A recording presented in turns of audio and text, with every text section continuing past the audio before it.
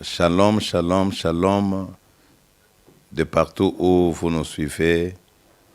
C'est moi, votre humble serviteur, le pasteur Luc Louaboué, qui vient pour témoigner comme d'habitude. Avant tout, je rends gloire à notre Seigneur Jésus-Christ pour son amour qu'il continue à manifester dans ma vie, de me sélectionner parmi les vivants. Et je bénis aussi l'homme de Dieu, le pasteur Christian, de nous avoir acceptés afin que nous puissions édifier le peuple de Dieu. Qui suis-je? Moi, c'est le pasteur Luc Louaboué. Avant que je sois serviteur de Dieu, je fus devin, féticheur et sorcier, mais par la grâce du Seigneur, je me suis converti et nous servons le Seigneur. Aujourd'hui encore, comme d'habitude, je viens encore une fois de plus témoigner. Mais j'ai voulu témoigner aussi de ma conversion. Il y a beaucoup de bien-aimés de partout. Ils m'ont suivi dans le témoignage quand je parlais sur le mystère de sang, quand je parlais sur les sorciers volants et beaucoup de choses, quand je révélais des choses du monde des ténèbres. Ils m'ont demandé, pasteur, comment tu t'es converti? Et voilà, aujourd'hui, nous voulons passer à la conversion. Comment cet homme qui fut sorcier, féticheur, devin, est présentement serviteur de Dieu.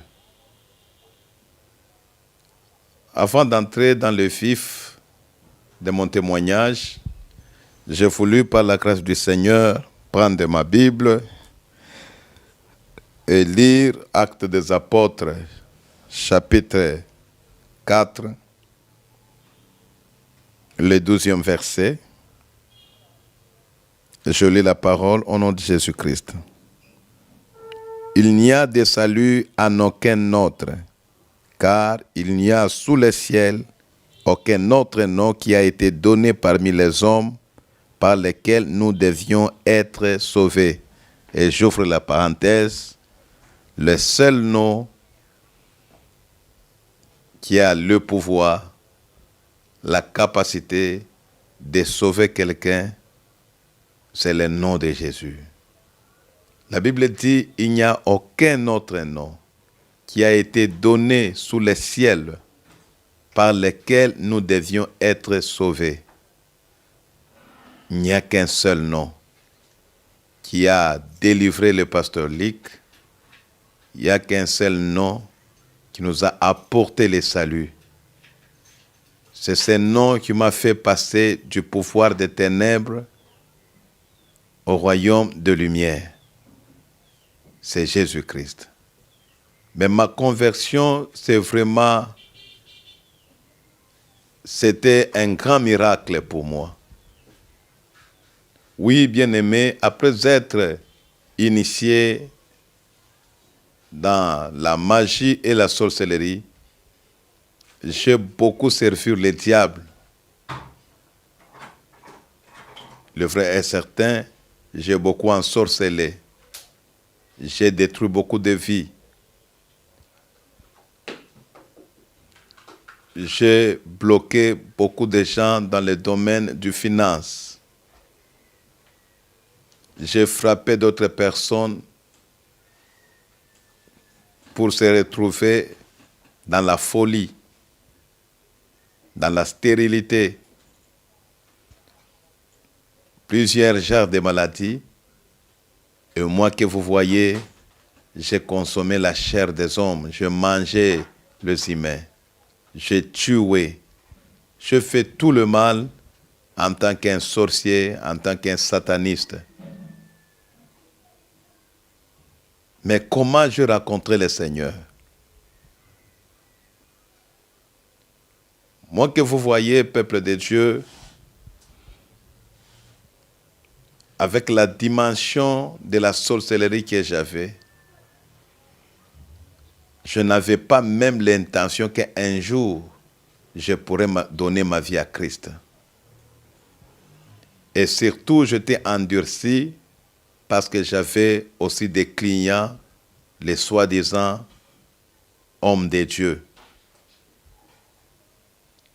J'avais toute une équipe de pasteurs qui me fréquentaient pour que je puisse leur aider en leur donnant les fétiches les fétiches qui les aidaient dans leurs activités ecclésiastiques. Et j'avais aussi des prêtres catholiques. J'avais aussi certains religieux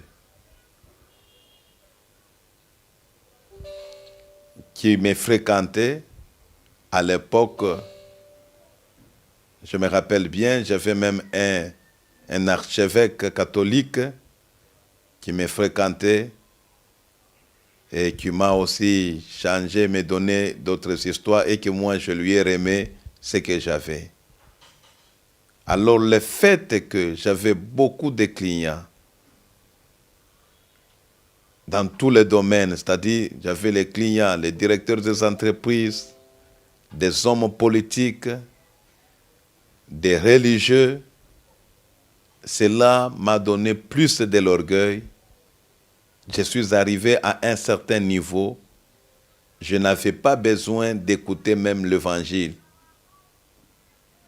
Ni par le poste de télévision, ni par le poste de radio.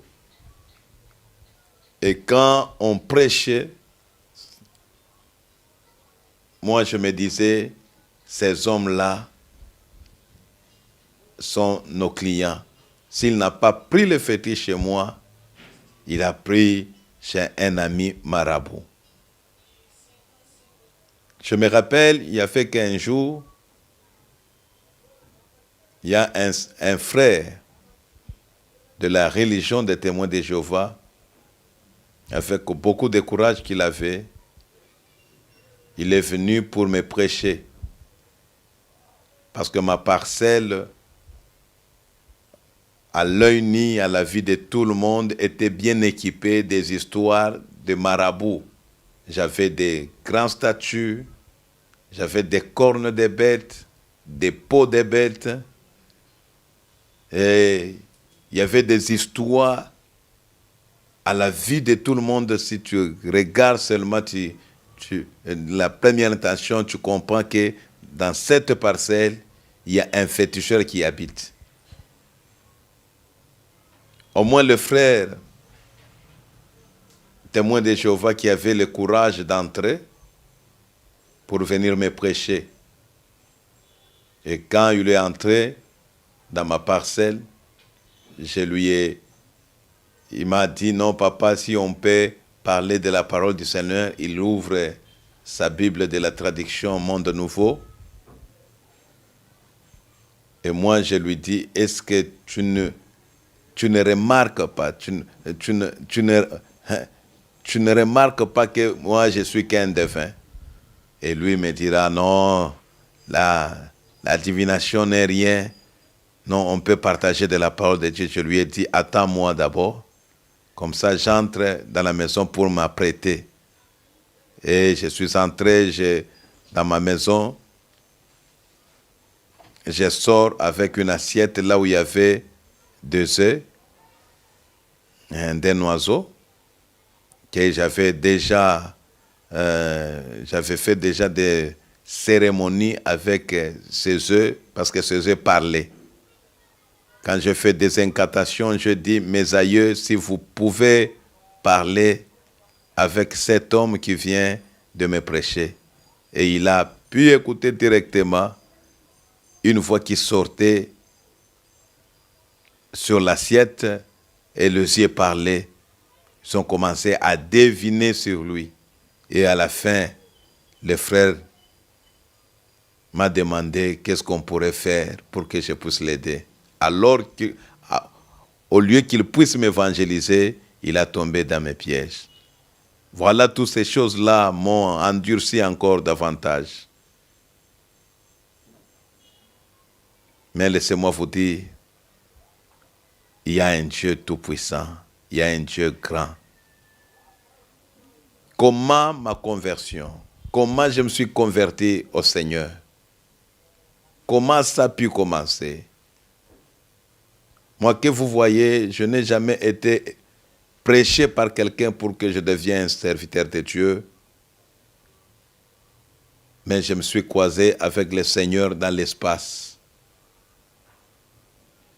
Une nuit, comme d'habitude, je devrais m'envoler en tant que sorcier volant.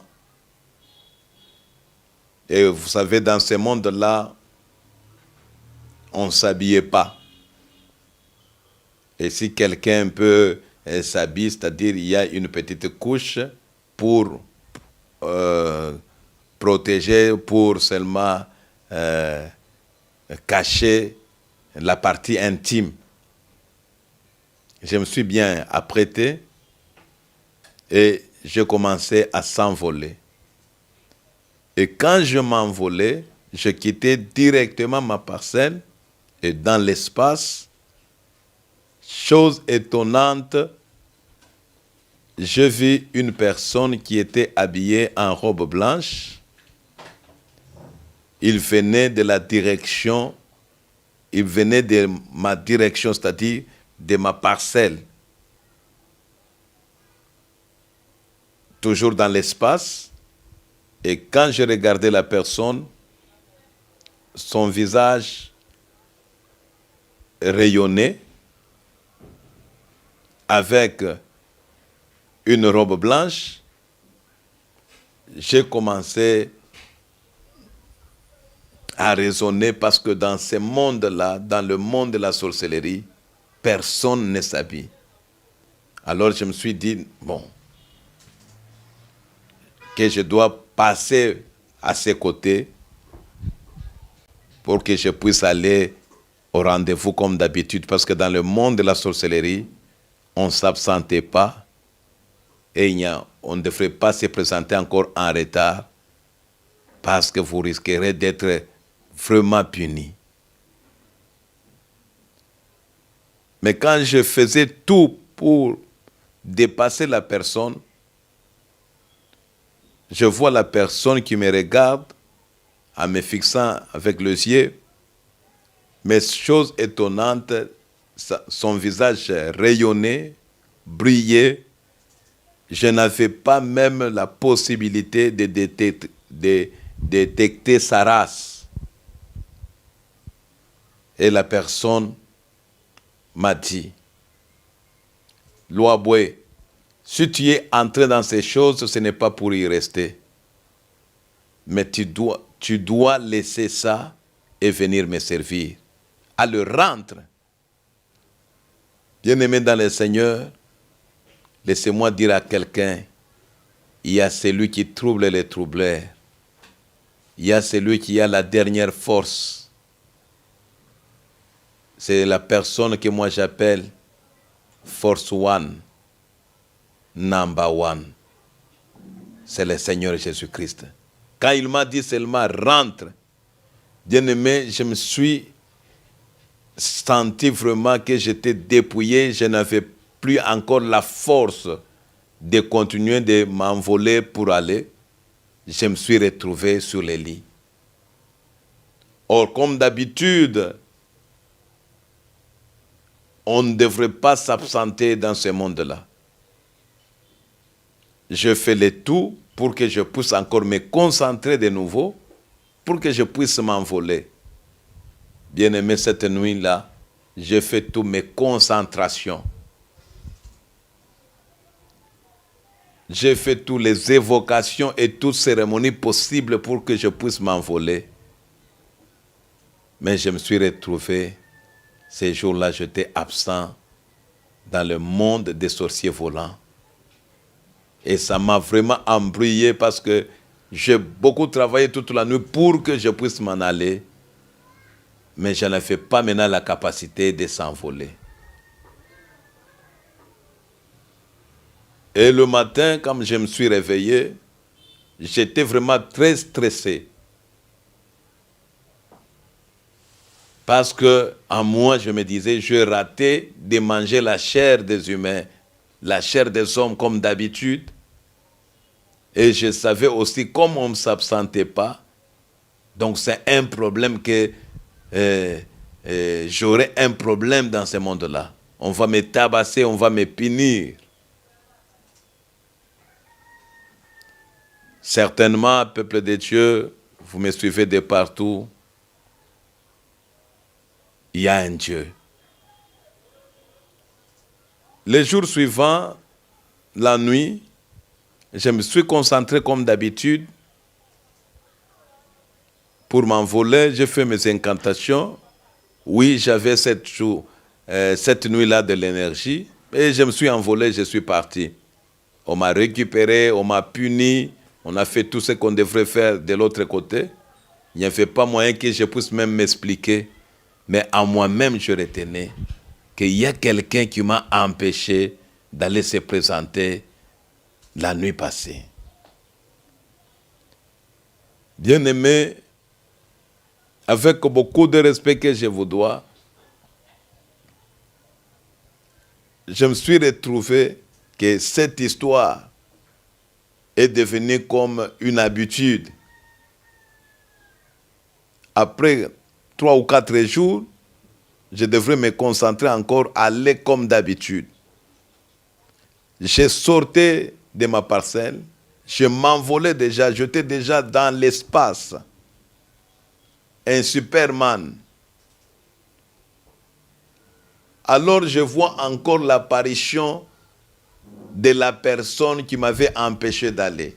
Et quand je le voyais déjà en train de venir, j'étais directement découragé. Alors ces jours-là, cette nuit-là, je me disais que je fais le tout de les fuir pour que je puisse passer à ses côtés, loin de cette personne. Et la personne, toujours dans l'espace, la personne à la robe blanche, celui qui avait un visage d'éclat, a tendu seulement sa main et me dira, Louaboué, tu n'es pas entré dans ces choses pour y rester, mais tu dois laisser ça pour venir me servir. Alors rentre.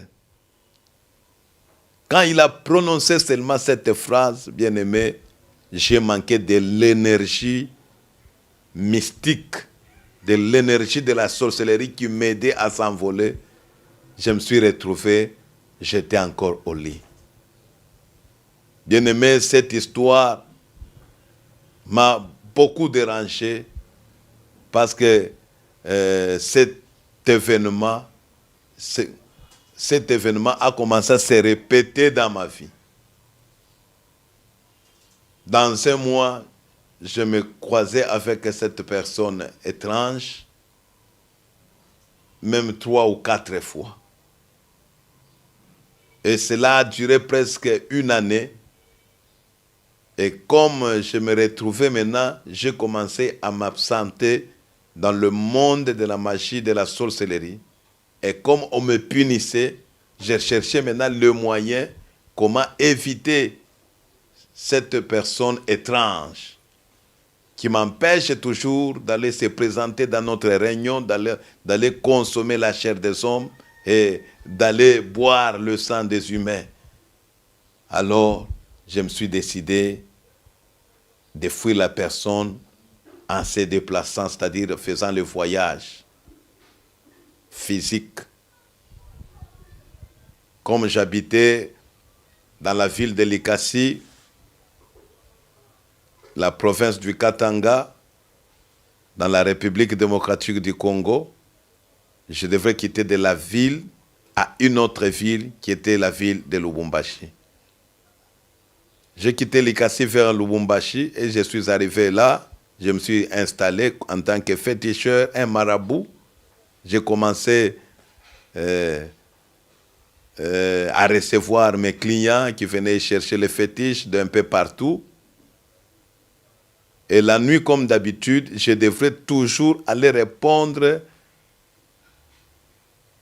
à nos réunions des sorciers volants. Encore une nuit, je me suis bien préparé, j'ai fait des invocations, mes incantations et j'étais prêt. J'ai commencé à m'envoler et arrivé dans l'espace, je vois encore la personne en train de s'approcher de moi. Je regarde, c'était la même personne. Bien-aimés, laissez-moi vous dire, avec la vérité, avec toute vérité, je suis parvenu à reconnaître la personne par rapport à reconnaître la personne parce qu'il venait chaque fois. Et je me demandais si la personne devrait venir dans le monde physique, consommer quelque part, pour qu'il puisse bien me parler. Il cherche quoi? Qui est cet homme? Mais je ne le voyais jamais dans le monde physique. Il n'était pas mon visiteur, mais il n'était qu'un visiteur quand je devrais m'envoler pour aller dans le monde de la sorcellerie. Et la personne a répété la même phrase, que toi, si tu es entré dans ces choses, ce n'est pas pour y rester. Tu dois laisser ça et venir me servir. Et comme ça s'est répété encore plusieurs fois quand j'étais dans la ville de Lubumbashi, je me suis dit non, je dois encore fuir la personne. Je quittais la ville, je suis allé dans une autre cité qu'on appelle Kasumbalesa, la frontière de la RDC avec la République de la Zambie. Et quand j'arrive là-bas, j'ai commencé vraiment à travailler en tant que féticheur et marabout. On a détruit beaucoup de vies, je me rappelle, parce que quand je suis arrivé à Kasumbalesa, on m'avait donné au moins un devoir, de donner la sorcellerie à beaucoup d'enfants, et j'avais un quota de presque 3000 à 3500 personnes que je devrais initier au cours d'un mois. Et bien aimé dans le Seigneur, ça je vous dis la vérité, j'ai initié beaucoup des enfants dans la sorcellerie. J'ai commencé à acheter des histoires à manger.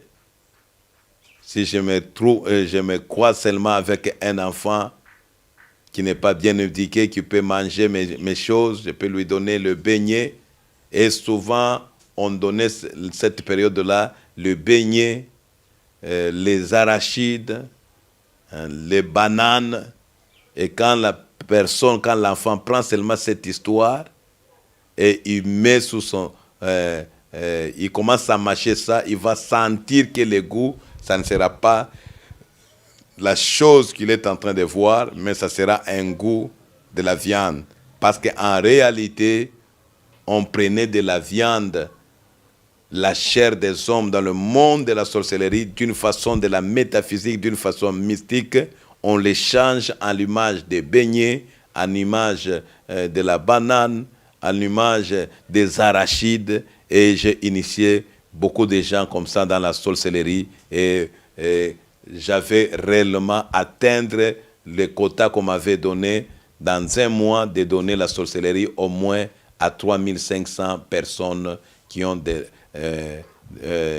l'âge d'enfance, c'est-à-dire de mineurs, des zéros, c'est-à-dire des zéros jusqu'à presque à 14 ans, 15 ans. Et tu peux me poser la question, pourquoi vous avez, dans cette période-là, l'habitude d'initier beaucoup des enfants? Parce que nous, on savait dans le monde de la sorcellerie, quand un enfant est initié, il ne pourra jamais discuter, il ne pourra jamais s'opposer. Il va commencer à vivre la sorcellerie comme si c'est ça la vie normale. Et c'est facile à partir de lui que nous puissions vraiment ensorceler beaucoup de familles. C'est pourquoi, comme parenthèse, je parle à toi qui es en train de nous suivre vraiment. Fais le tout de prier pour tes enfants. Toi, tu es parent. Fais le tout de prier pour tes enfants. Amène tes enfants devant les hommes de Dieu. Qu'on puisse prier pour tes enfants. Et il faut aussi amener les enfants dans la vie chrétienne.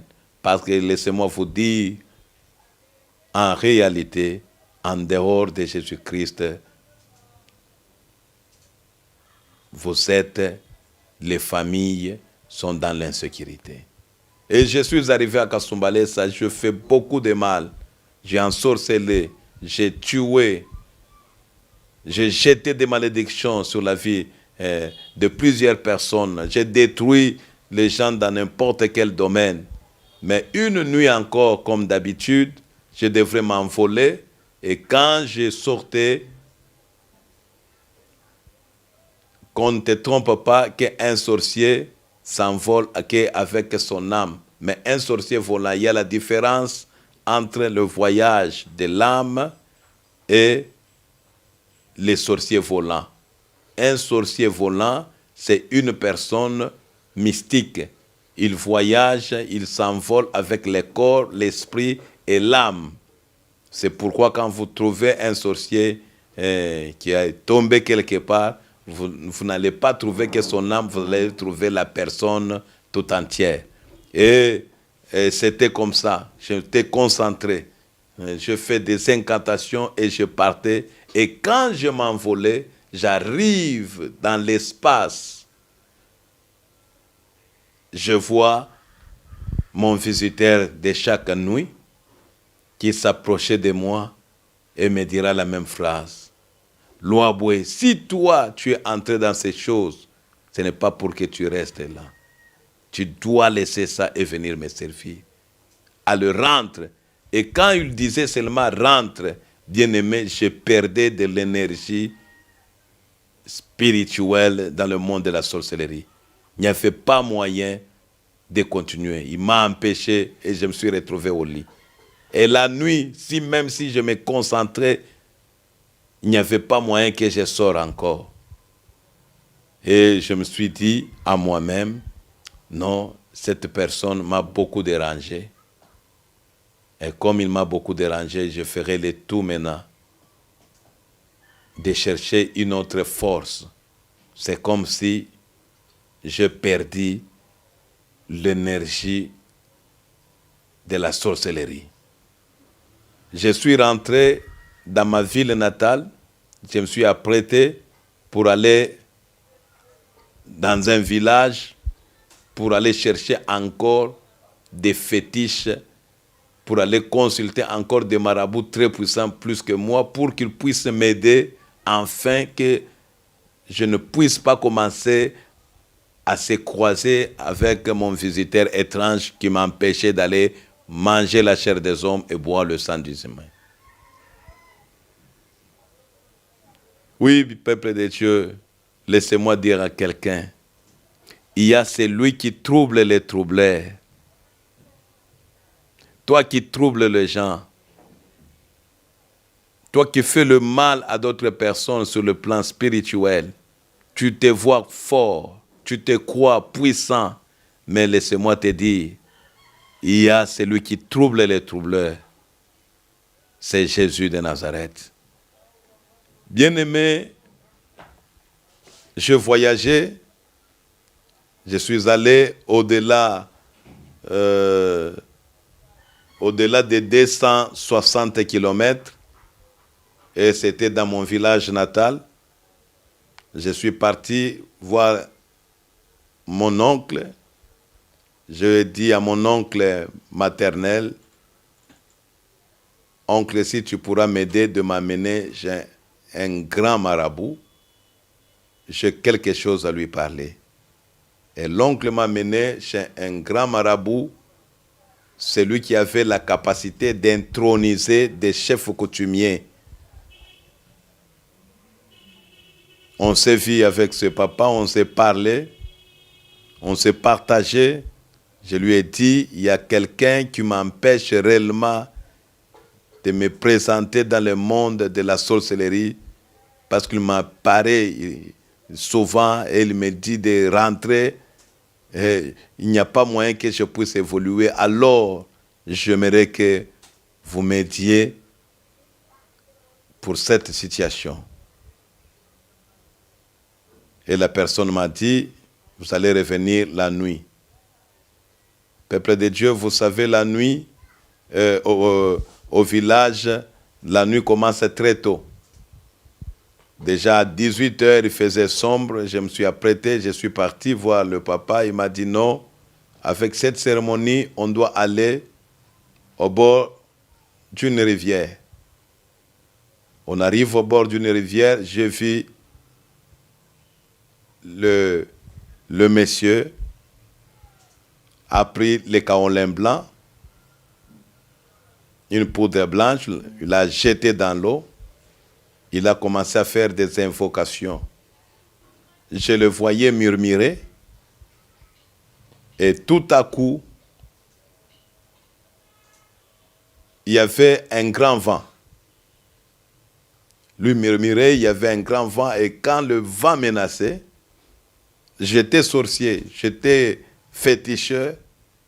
Mais j'ai commencé à avoir un peu peur parce que vraiment, il y avait beaucoup de menaces. Parce que dans ce vent-là, il y avait même des cris, comme vraiment les cris des bêtes, les cris des animaux féroces. Tout à coup, j'ai remarqué qu'il y avait une lumière qui apparaissait au-dessus des eaux. Et il y avait un grand serpent qui flottait sur les eaux et qui s'avançait là où j'étais. Et quand ce grand serpent qui s'avançait, j'avais eu peur et je cherchais à me cacher derrière le dos de mon maître, le grand marabout, c'est lui qui a intronisé des chefs coutumiers de ce côté-là. Et quand le marabout a remarqué que j'avais peur, il m'a tenu à main. Il m'a dit, ne crains rien. Bien-aimé, c'était un grand serpent. Un grand serpent. Alors, quand le serpent est arrivé au bord de la rivière, il a ouvert sa gueule. Il y avait une gaz qui sortait dans sa gueule parce que le serpent était vraiment c'est comme très gros, très grand comme un bus, comme un véhicule. Remarquez vraiment, imaginez-vous un serpent qui peut avoir la grandeur d'un bus. Alors quand le serpent a ouvert sa gueule, il y avait une chaleur qui a quitté dans sa bouche et cette chaleur nous a fait un peu mouiller.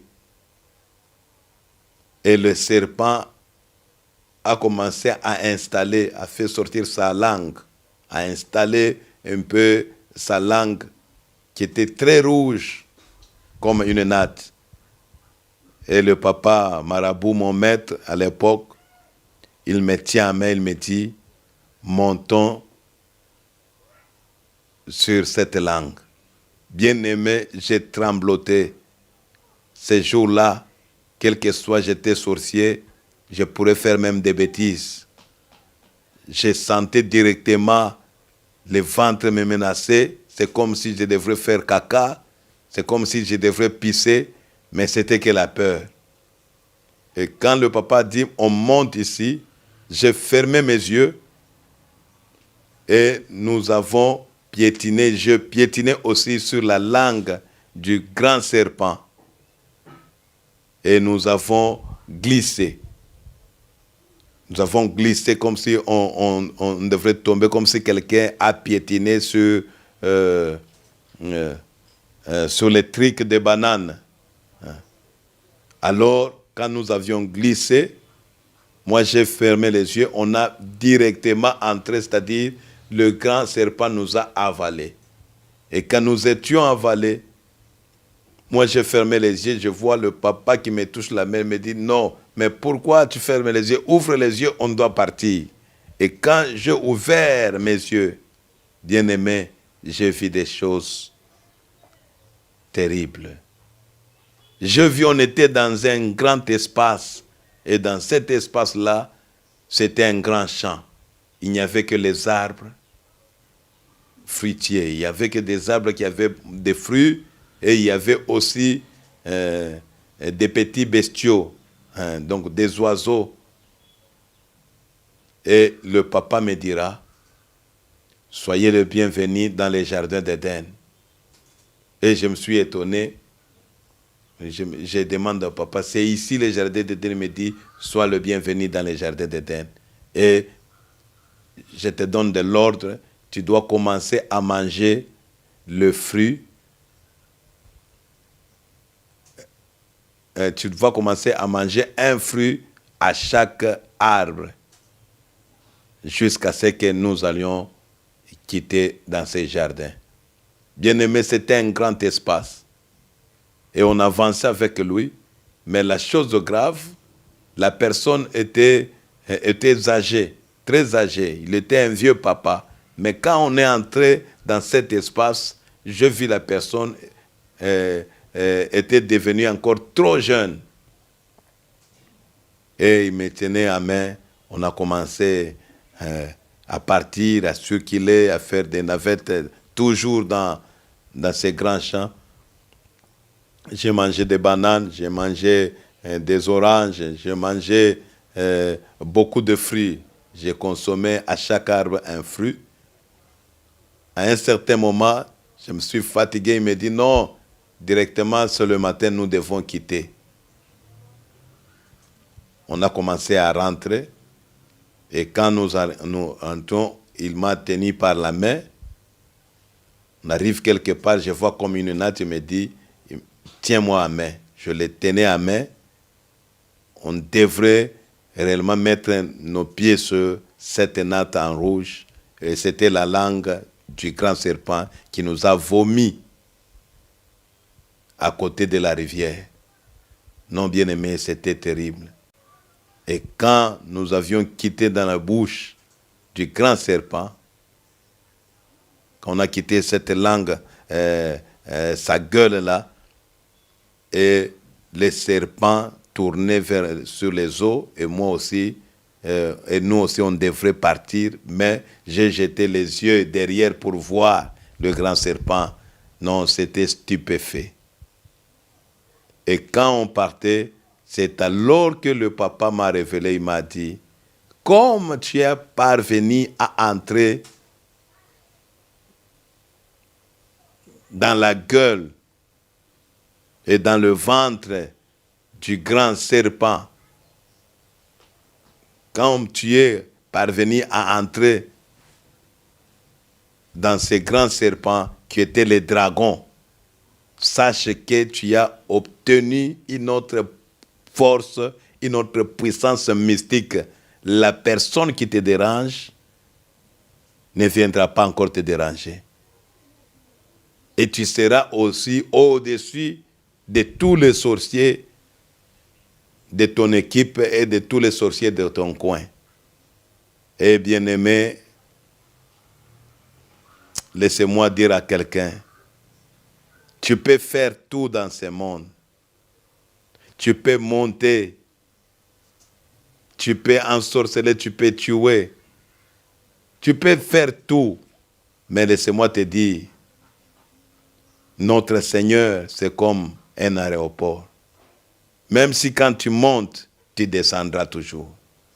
Je me suis retrouvé un homme très puissant dans le monde de la sorcellerie. Quand j'arrive dans ma ville, et la maîtresse qui m'avait initié dans le monde de la magie, de la sorcellerie, celle qui m'avait donné les 4 bics magiques au début, elle est devenue même très jalouse de moi. Parce que j'excellais dans ce monde-là. Je devenais de plus en plus très fort. Chose grave, un jour, ma maîtresse me dira, c'est toi qui parfois tu t'absentes dans notre monde-là. Parfois tu t'absentes. Mais aujourd'hui ne t'absente pas parce que nous avons une rencontre vraiment très importante. J'ai dit mes respects à maman, ma maîtresse. Et cette nuit, je me suis apprêté, je me suis envolé pour partir. Mais chose grave, je vis ma maîtresse avec une équipe de 11 personnes, elle qui était la 12e personne, s'approcher tout près de ma maison au lieu de m'attendre à notre lieu d'habitude. Parce que nous, quand on était des sorciers, on avait choisi dans notre quartier un grand arbre. C'est sous cet arbre qui était notre espace, un lieu de rencontre. Mais je voyais ma maîtresse avec 11 personnes venir. Je commence à m'envoler, c'est comme s'ils venaient juste m'accueillir. Moi, je vois. Je me demandais si c'était quoi. Non, bien-aimé, quand je suis arrivé là où ils étaient, ils m'ont récupéré dans l'espace et nous avions commencé à combattre. Ils ont commencé à me tabasser. La vieille dame me donnait des coups. Les autres là me donnaient aussi des coups. Comme moi aussi, j'étais quand même très fort, j'ai commencé vraiment à riposter. Je me suis dit, je dois faire le tout aussi de lutter, de riposter, de lutter sur ce qu'eux faisaient. Ils me tabassaient, moi aussi, je luttais, je tapais les autres. Malheureusement, eux, ils étaient nombreux. Et quand eux me tabassaient, bien-aimés, imagine-toi un grand combat dans l'espace. Donc je parle à quelqu'un. Dieu va permettre cette fois-ci, tes ennemis, au lieu de te combattre, eux-mêmes, ils vont se combattre dans leur monde.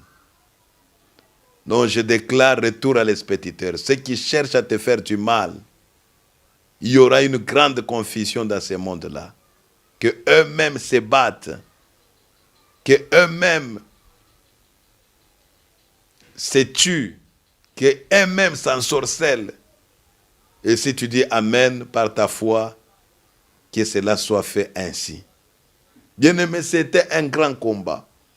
Mais tant qu'on était en train de me tabasser, c'est-à-dire les coups qu'on me donnait,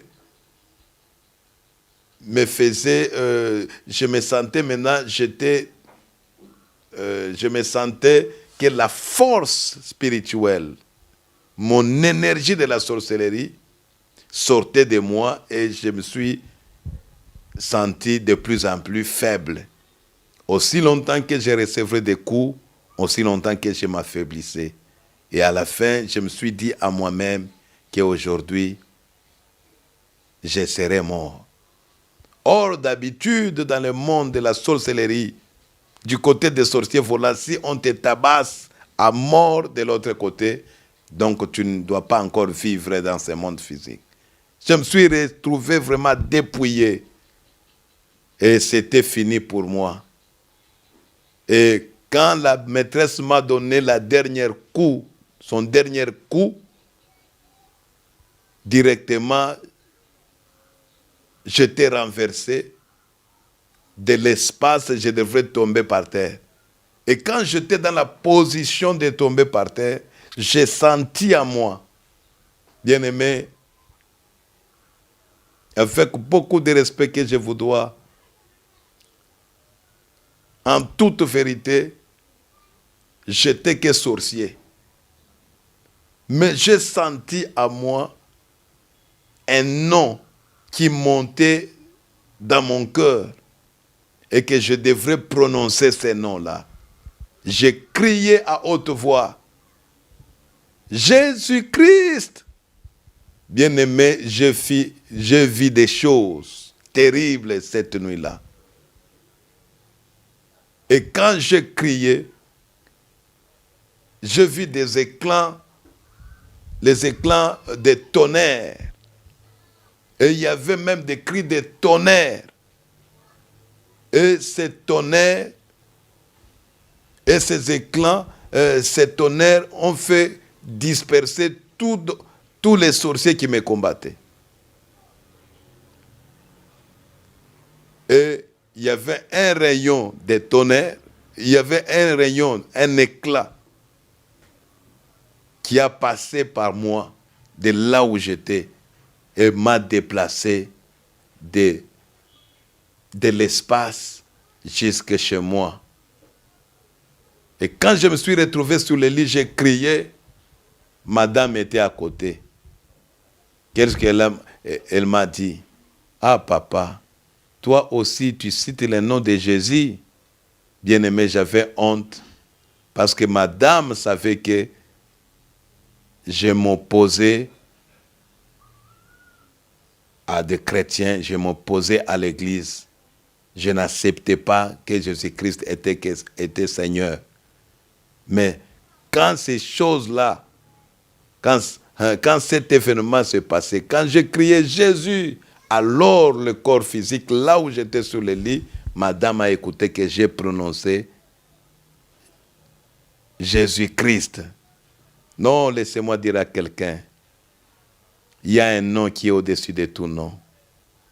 Il y a un nom puissant, capable de te libérer, capable de te délivrer.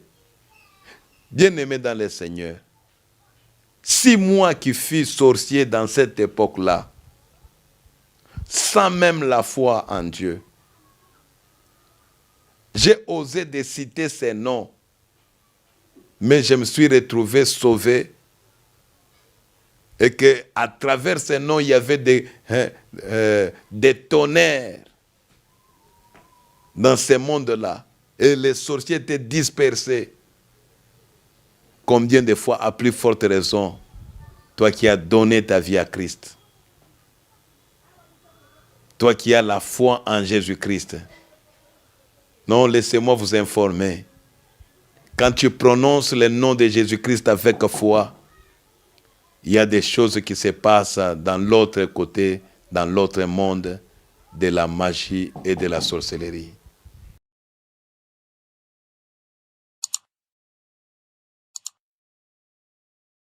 Bien-aimés dans le Seigneur, nous sommes en train de continuer avec notre témoignage sur ma conversion. Comment j'ai donné ma vie à Christ. Je vous disais que c'était un grand miracle. Bien-aimé, l'historique a pu continuer. Je continue l'histoire de ma conversion. Et quand je me suis réveillé, parce que j'avais crié, quand je me suis réveillé, madame me demanda, non, et toi aussi, papa, féticheur, tu cites le nom de Jésus. Bien-aimé, j'avais honte. Mais je me disais à moi-même, aujourd'hui, je devrais mourir. Mais ce nom ici m'a sauvé. Bien-aimé, au lieu que cela puisse me pousser réellement à donner ma vie à Christ, à chercher Dieu, non, laissez-moi dire à quelqu'un, l'ignorance comme le prophète Osée dit, comme la parole de Dieu dit dans le prophète Osée, mon peuple périt par manque de connaissances. Au lieu que cela puisse me donner l'intention d'aller chercher Dieu, je suis encore rentré au village. Je parlais à mon oncle, je lui ai dit, non, cherche encore un grand marabout. Au village, on a voyagé encore, on a fait encore 45 kilomètres. Et je suis parti voir un grand marabout. Non, bien-aimé, c'est ici qu'il y a un problème. Il y a un problème vraiment. On arrive là,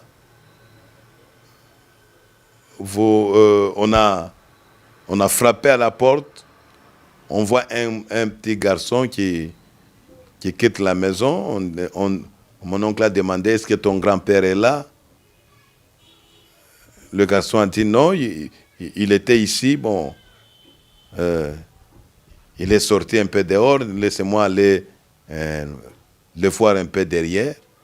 Et quand il tournait pour aller derrière, mon oncle me dira que c'est toujours lui. J'ai dit comment? Il dit non, lui il est toujours comme ça. Chose étonnante, le papa, le vieillard, vient de l'autre côté et a répondu à mon oncle pour lui dire, toi tu as voulu que je sois un vieillard, mais si ce sont des gens qui viennent pour me réclamer leur dette, il fallait toujours s'échanger. C'est alors que j'avais su que non, celui-ci, c'est un grand marabout. Je parlais avec lui, on s'est échangé, je lui ai dit comment la personne étrange me combattait, m'empêchait d'aller manger la chair, et comment les sorciers de mon équipe sont devenus vraiment très jaloux de moi. Ils cherchent à me tuer, et je lui ai demandé secours, s'il pourra ajouter une autre portion de la puissance de la sorcellerie. Et c'est alors que ce grand marabout nous a demandé une couverture, un drap. Et quand je suis allé, j'ai acheté, je lui ai remis. C'est le jour suivant, je vis, il a pris une calebasse, il a mis des fétiches. Il avait la queue d'un animal dans ses mains, et cette queue, c'est comme le queue souvent utilisent les chefs coutumiers en Afrique comme pouvoir, comme symbole, comme signe de puissance. Et il a pris de bois, bien aimé, il a fabriqué la croix comme la croix qu'on met toujours sur la tombe d'une personne morte. Et il m'a demandé mon nom, je lui ai donné le nom, le post-nom et le prénom. Et il a écrit sur la croix. Il m'a demandé la date de naissance. Je lui ai donné, il a écrit né. Et je vois, il écrit aussi décès. Il met la date du jour. Je voyais que je le regardais, quelle cérémonie il devrait faire. Il a demandé à mon oncle,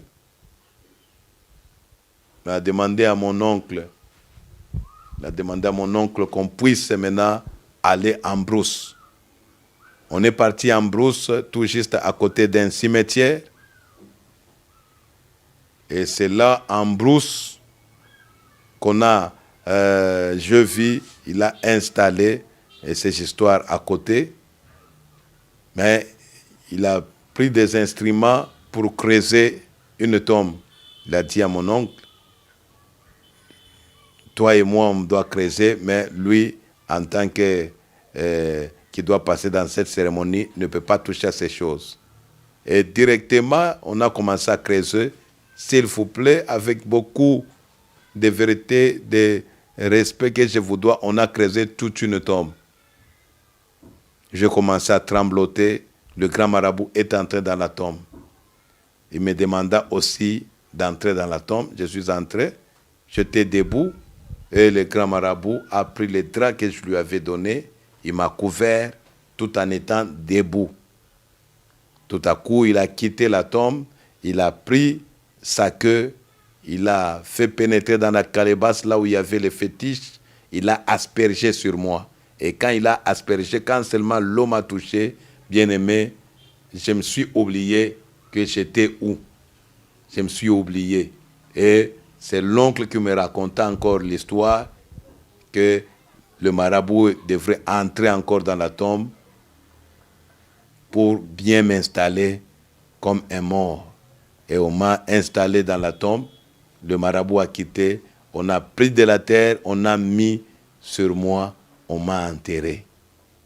Bien-aimé, je ne me reconnaissais pas encore. Et quand on m'a enterré, on a pris la croix, on a mis sur la tombe. Et on a commencé à faire des incantations. Et le marabout lui a dit, nous allons rentrer dans la cité, on reviendra après 3 jours. Et mon oncle tremblotait qu'est-ce qu'il devrait aller parler, donner information à notre famille. Non, bien-aimé, je viens de très loin. Laissez-moi vous dire, si ce n'est pas Jésus, je ne sais pas, je devrais être où. Et après 3 jours, le grand marabout est allé chercher encore d'autres sorciers. Ils sont venus avec des fétiches, avec des tam-tams. Ils ont commencé à faire des cérémonies en chantant, en chantant avec les tam-tams. Et quand on chantait, on était maintenant en train de m'invoquer spirituellement. Et c'est alors que j'ai senti comme si quelqu'un m'a bougé. Pour moi, c'est comme si c'était le même jour. Or, c'était déjà après 3 jours. Et j'ai senti une force qui me faisait sortir sous la terre et j'ai monté, je me suis retrouvé au-dessus de la tombe. Et quand je me suis retrouvé au-dessus de la tombe, on m'a donné une calebasse là où il y avait il y avait les haricots mélangés avec les ossements et la chair des humains. Physiquement. Maintenant, ce n'était pas dans la sorcellerie, c'était maintenant physiquement. On m'a demandé de manger avec eux. Et je mangeais, on a mangé ensemble avec cérémonial. Et ils m'ont dit, tu as grandi. La personne qui te dérange la nuit, tu ne le verras pas. Et les gens qui te combattent pour qu'on puisse te tuer, ils ne doivent pas vraiment te réussir parce que tu deviens très fort plus que eux. Bien-aimé, je suis rentré. Et quand je suis rentré dans ma ville, je me sentais plus fort que ma maîtresse, je me sentais plus fort que tous les sorciers. Et je me disais, maintenant, la personne qui me dérange, l'homme étrange, mon visiteur de nuit quand je vais m'envoler, ne reviendra plus. Bien-aimé, arrivé seulement dans ma ville, une autre nuit, comme d'habitude, je devrais m'envoler. Je me suis bien apprêté et j'ai sorti.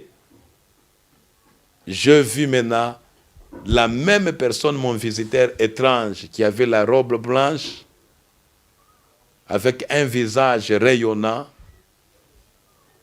Et cette fois-là, son visage était vraiment serein.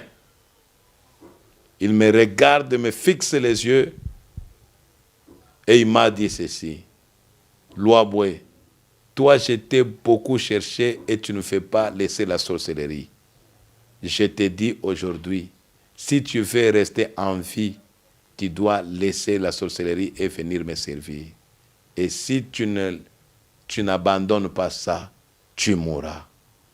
Et quand il est en train de me parler, ces jours-là, je sentais vraiment que j'avais une peur étrange à moi. J'ai trembloté jusque dans mes ossements. J'avais réellement peur à cause seulement de cette phrase. Et quand je suis rentré au lit, j'ai trembloté toujours. J'avais vraiment la peur, je ne sais pas comment expliquer ça. Et c'est le jour où j'ai décidé de laisser la sorcellerie et suivre la voie de Dieu. Je réveille madame, mon épouse. Je commence à lui parler. Elle me dit, mais tu as peur de quoi? Je commence à lui dire, des fois quand tu me vois avec toi ici, tu crois que je suis ici. Mais souvent, je laisse qu'une fausse image. Je laisse souvent une jambe. Moi que tu vois, je suis qu'un sorcier. Elle m'a commencé à dire, papa, tu vas me manger? J'ai dit, écoute d'abord. On a commencé à discuter cette nuit-là et je lui ai dit, il y a une personne qui vient toujours me chercher la nuit quand je vais m'envoler. Et il me dit d'abandonner ce que je suis en train de faire. Aujourd'hui, je prends la décision de suivre cet homme. Et l'image, moi, que je vois cet homme doit être notre Seigneur. Et quand j'ai raconté à madame, madame me demanda, madame me dira, papa, comment tu vas faire cela parce que les pasteurs viennent souvent prendre les fétiches chez toi? Bien-aimé, ça m'a compliqué. Et je dis à madame, laisse-moi que je puisse prier. Bien-aimé, ce jour-là, un féticheur, un marabout a décidé de prier. Ah, j'ai compris. La Bible dit, invoque-moi, je te répondrai. Je te délivrerai et tu me glorifieras. C'est ce jour-là qu'un grand marabout de la ville, la deuxième personnalité des sorciers, devrait maintenant entrer en prière. Sur mon lit, j'ai prononcé quelques paroles, j'ai dit, oh, toi, homme qui me cherche souvent la nuit, ce que moi je sais, ce n'est pas moi qui est venu vers toi, mais c'est toi qui es venu vers moi. Mais je vois l'image, c'est l'image d'un Dieu. Si réellement c'est toi, le Dieu véritable, le Dieu qui peut sauver, j'accepte de venir à toi et te servir. Mais je ne sais pas où aller pour me convertir. Parce que les pasteurs viennent souvent prendre les fétiches chez moi. Mais si réellement tu es le Dieu puissant, oriente-moi que je puisse aller déposer mes fétiches dans de bonnes mains. Et j'ai dit, au nom de Jésus-Christ. Waouh, bien-aimé dans le Seigneur, la Bible dit que tout celui qui invoquera le nom du Seigneur Jésus-Christ sera sauvé. Non, je parle à quelqu'un. Même si jusque-là, tu n'as pas la foi en Christ, tu as des problèmes, tu as des difficultés, mais la Bible dit, c'est lui qui invoquera le nom de Jésus-Christ. Ces jours-là, j'étais qu'un sorcier, mais j'ai décidé d'invoquer au moins le nom de Jésus. Et trop tôt matin, c'était un lundi, moi je décidais maintenant d'aller consulter des hommes de Dieu. En arrivant en cours de route, l'esprit de la sorcellerie m'est revenu. Que tu es un sorcier, tu cherches une bonne église. Si tu arrives devant l'église, commence à te concentrer, tu entres dans le domaine spirituel pour contrôler l'état d'âme de l'église. Bien-aimé, j'avais beaucoup souffert parce que j'avais trouvé beaucoup de réalités spirituelles.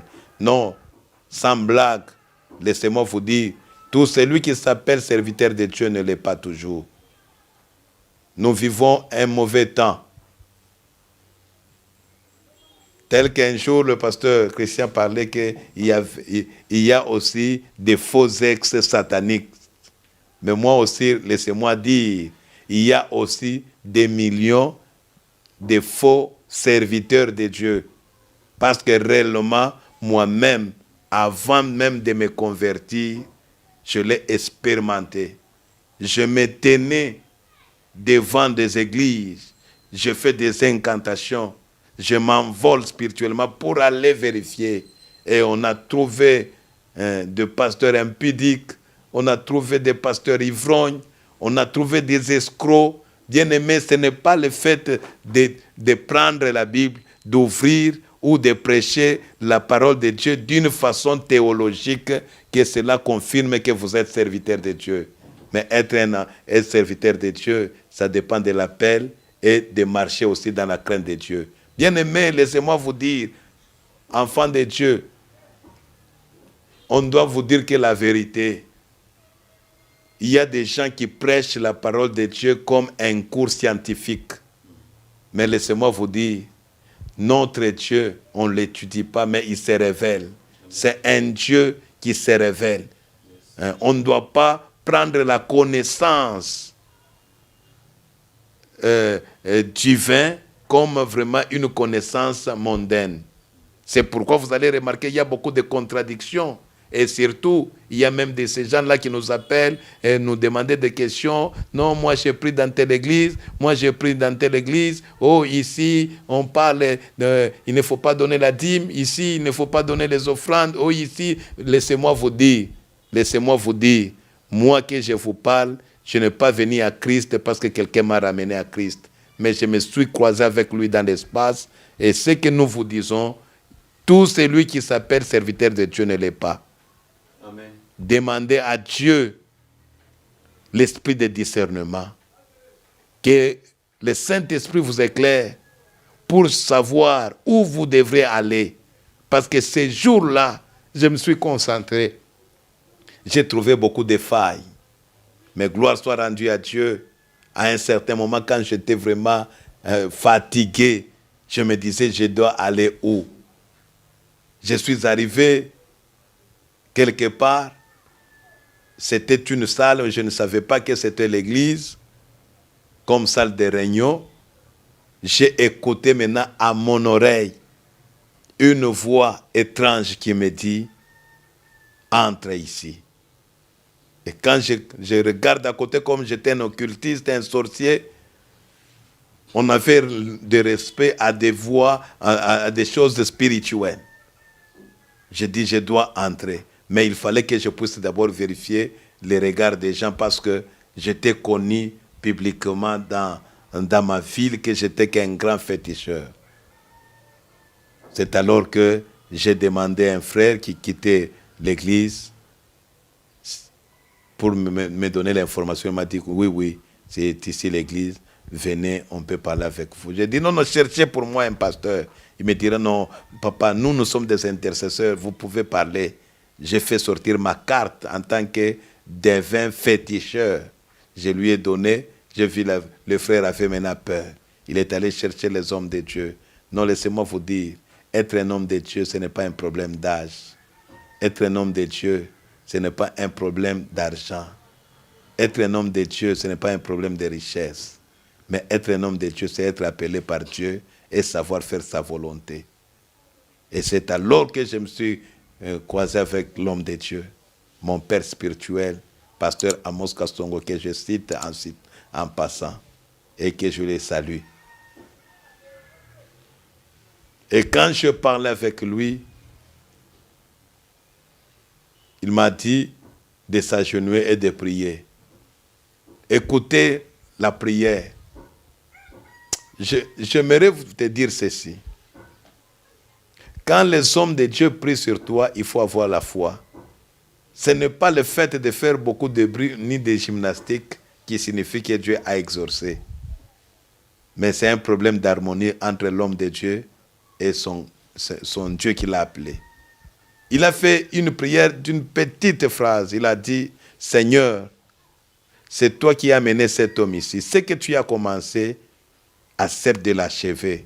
Au nom de Jésus-Christ. Amen. Il me dit, ok, tu quittes les genoux et tu peux partir comme ça. Le soir, viens, on a un culte. Bien-aimé, sans connaître les choses spirituelles de la vie chrétienne, quand j'ai quitté les genoux, j'ai commencé à l'insulter. Et lui me regardait. J'ai commencé à l'insulter, que tu n'as pas même de la force.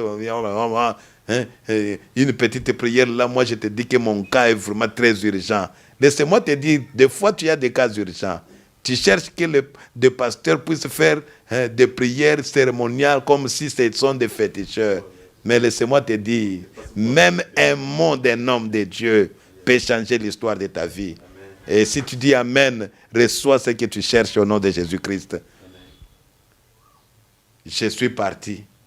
Je trouve madame chez moi, madame me regarde. Papa, est-ce que tu as donné ta vie à Christ?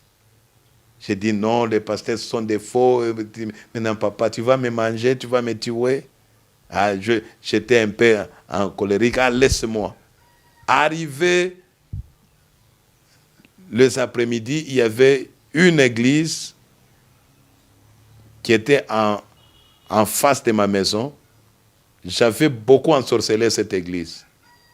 Beaucoup, beaucoup, beaucoup. J'ai combattu cette église pour que cette église ne puisse pas évoluer. J'ai jeté des gris-gris dans leurs parcelles. Je les envoûtais pour qu'il y ait des discordes. Et réellement, l'église n'évoluait pas bien. Mais ces jours-là, quand leur culte a pu commencer, ils ont commencé à chanter. Et dans leur cantique, ils chantaient, je les écoutais, ils disaient, c'est moi l'Éternel, ton Dieu, moi qui t'aime, je suis en train de te chercher.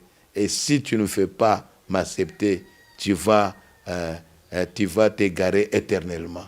Et bien aimé, ça m'a réellement touché. Je suis entré moi dans ma maison, je me suis apprêté, j'ai dit à ma femme, je pars aller voir les pasteurs là.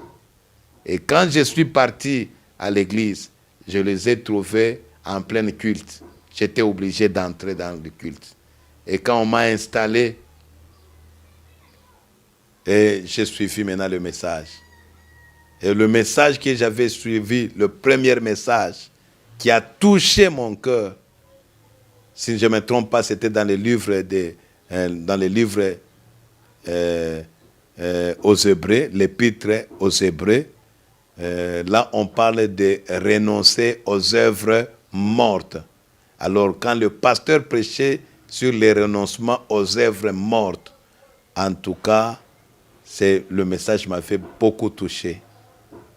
Et l'Esprit m'a amené à analyser tout ce que j'avais.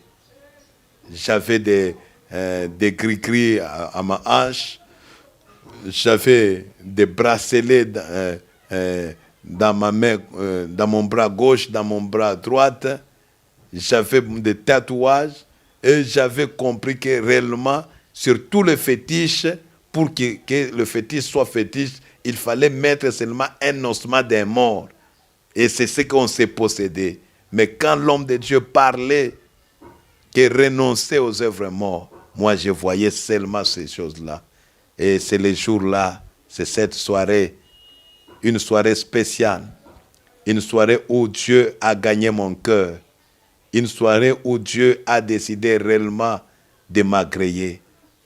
Et à la fin, quand le pasteur a dit qui accepte de donner sa vie à Christ, c'est alors que les devins, les féticheurs, qu'on appelait Louaboué, Dijiba, Koulou Dijiba, le nom du baptême de l'autre côté, a décidé de changer de camp, du pouvoir du ténèbre au royaume des lumières.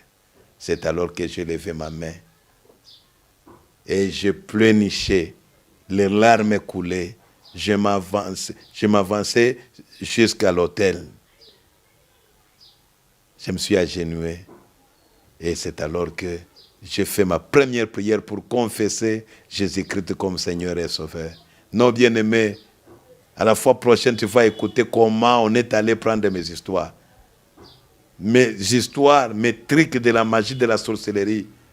On a pris tout un tas. Un grand camion, c'était plein des histoires de la sorcellerie qu'on devrait aller brûler. C'est de cette façon que moi, aujourd'hui, qui suis sorcier, je me suis retrouvé chrétien. C'est depuis 2002, je dis bien que c'est depuis 2002 que j'ai donné ma vie à Christ jusqu'à aujourd'hui, à 2020. Et souvent quand je témoigne, et les gens qui suivent mes témoignages aujourd'hui, c'est comme si je me suis converti hier ou il y a quelques jours. Laissez-moi vous dire, c'est depuis 2002 qu'aujourd'hui on est en 2020. Donc j'ai 18 ans dans la foi et je suis en train de servir le Seigneur. Que mon Dieu vous bénisse. Mais laissez-moi dire à quelqu'un, si réellement toi aussi, jusque-là, tu peux être dans l'église, peut-être toi aussi tu peux prier parce que tu as besoin que Dieu te bénisse, qu'il te donne le financement, qu'il te donne les enfants, qu'il te donne le souffle de vie. Mais je dis à quelqu'un, le premier pas ne commence pas avec ça. Commence d'abord à donner ta vie à Christ. Quitte d'abord l'autre camp. Tu dois quitter d'abord du pouvoir des ténèbres. Tu dois quitter d'abord dans le monde et venir dans notre monde, dans notre côté, où il n'y a une seule personne qui règne sur nous, une seule personne qui est chef de nos vies, une seule personne qui nous aime plus que nos parents, qui nous aime plus que nos paternels, qui nous aime plus que nos femmes, nous, nos maris. C'est Jésus de Nazareth. Soyez bénis, soyez bénis. Je vous bénis encore au nom de Jésus. Amen. Merci bien-aimé, vous avez suivi les témoignages de la conversion de notre bien-aimé pasteur Luc Loaboué. Et aujourd'hui, je vais lui poser une question. Je sais qu'il est surpris. J'ai béni Dieu surtout parce que beaucoup de gens avaient demandé que vous parliez de votre conversion. Et pasteur Luc Loaboué, je vous donne la permission de parler aux enfants de Dieu librement. Parce que vous savez que lorsque je fais votre connaissance, ça n'a pas été facile pour vous de venir témoigner sur notre chaîne. Mais comme c'était la volonté de Dieu, Dieu a fini par réaliser la chose.